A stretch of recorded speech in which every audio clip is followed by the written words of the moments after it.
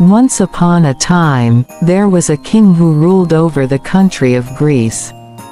This king had no children. He was very worried and prayed a lot. Then one day, God answered the king's prayers and granted him a beautiful prince. The king was overjoyed. He celebrated with great enthusiasm throughout the country for 3 days, distributing gifts and feeding the people.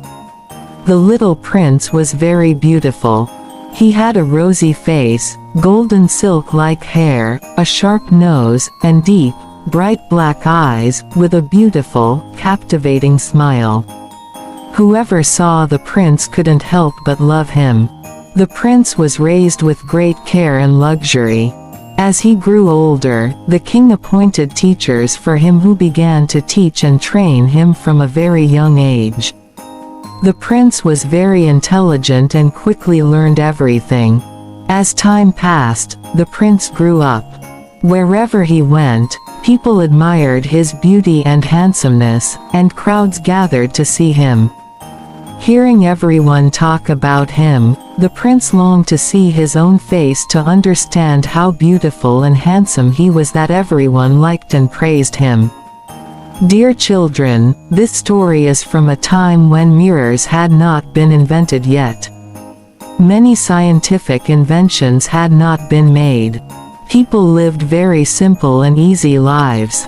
The prince's desire to see his own face grew stronger. But how could he see it? He couldn't find a way. When he couldn't think of any way, the prince became sad. He started to feel down. Everyone tried their best, but the prince's heart was no longer interested in anything. One day, the prince's friends planned a hunting trip and took him to the forest by force to cheer him up. The forest was full of dense and green trees. There were vines with beautiful flowers and thick grass.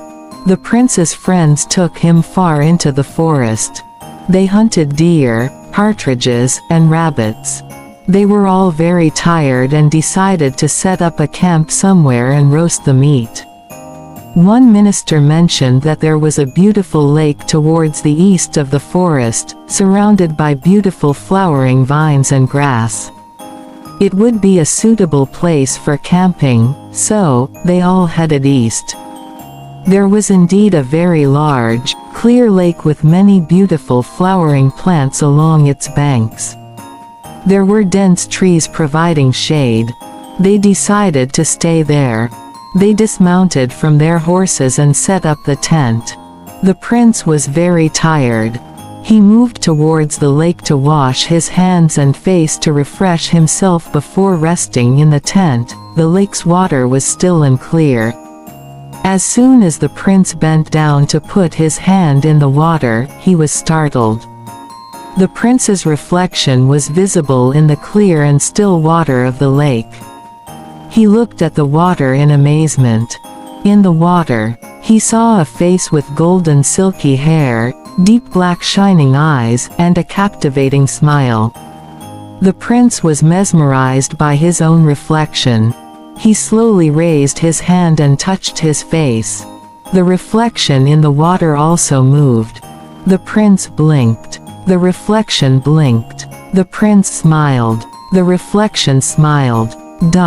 The prince was amazed. Is this really me? The prince had seen many people, but the reflection in the water was so beautiful that he finally believed that what people said about his beauty was true. When he himself was mesmerized by his own reflection, why wouldn't others be? Today, the prince's long-held secret desire was fulfilled. The prince decided to stay there. Everyone tried to convince him, but the prince refused to go back. The prince stayed there. The king built a house for him by the lake. But the prince spent all his time sitting by the lake, looking at his reflection and feeling happy. The prince, who lived in the palace and grew up in such luxury, could not endure the harsh weather of the forest. He spent hours sitting by the lake, eating there, and sleeping there. Eventually, the prince's health deteriorated.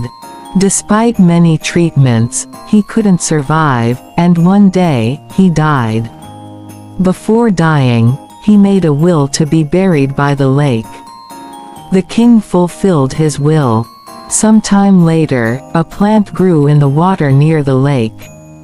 This plant grew from the very spot where the prince was buried. When the plant grew bigger, it produced an extremely beautiful flower. The flower was so beautiful that anyone who saw it was mesmerized. But the amazing thing was that all the petals of the flower faced the water. People tried to pluck this beautiful flower and plant it elsewhere, but it withered away. The people of Greece say that the original prince liked to stay near the lake. So this flower, too, stays in the beautiful lake water and, like the prince, looks at its reflection in the water. Dear children, whenever you go near a lake, you will see many beautiful flowers with their petals facing the water. These are the same flowers which the people of Greece call the spirit of the prince, and we call the lotus flower.